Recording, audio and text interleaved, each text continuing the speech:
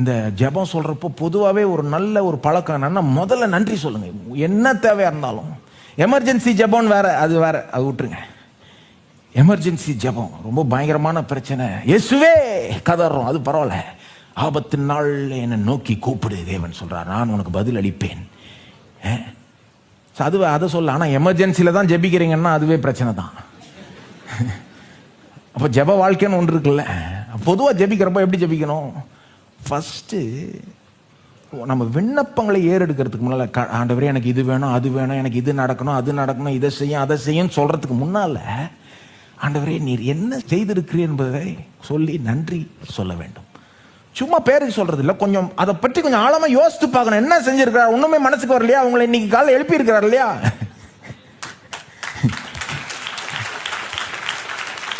தானா நடந்ததா அப்படி நினைக்கிறதுனால தான் நன்றி உணர்வே இல்லை நிறைய பேருக்கு. சாதாரண காரியங்களில் தேவனுடைய கரத்தை பார்க்க முடியலன்னா எழுப்பி விட்டதே அவர் தாங்க. நாம் நிர்மூலமாக அது இருக்கிறதே கர்த்தருடைய கிருபை தாங்க. இன்னைக்கு சபைக்கு வந்திருக்கேன், இவ்வளோ நல்ல சபையை கொடுத்துருக்காருங்க. உடைய மிகப்பெரிய ஒரு பொக்கிஷமாகி அவருடைய வார்த்தையை கொடுத்துருக்கிறாரே, ரட்சிப்பை கொடுத்துருக்கிறாரே, அளவே இல்லைங்க. நன்றி சொல்லிட்டே போகலாங்க.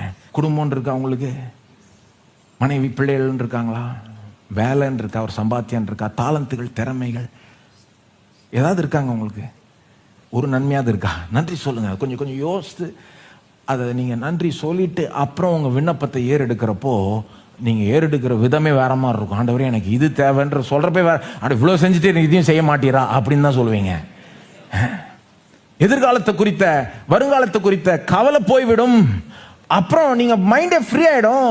இப்போ அவர் என்ன சொல்றாருன்னு உங்களால கேட்க முடியும். நிகழ்காலத்தில் என்ன செய்யறாருன்றதை உங்களை நீங்க பார்க்க முடியும், அதை உணர முடியும்.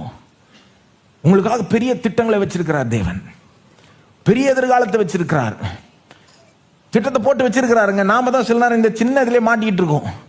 எனக்கு இது இல்லையே, அது இல்லையே. இயேசு இருக்கிறாருங்க. படகுல இயேசு இருந்த மாதிரி நம்ம வாழ்க்கையில இயேசு இருக்கிறார்.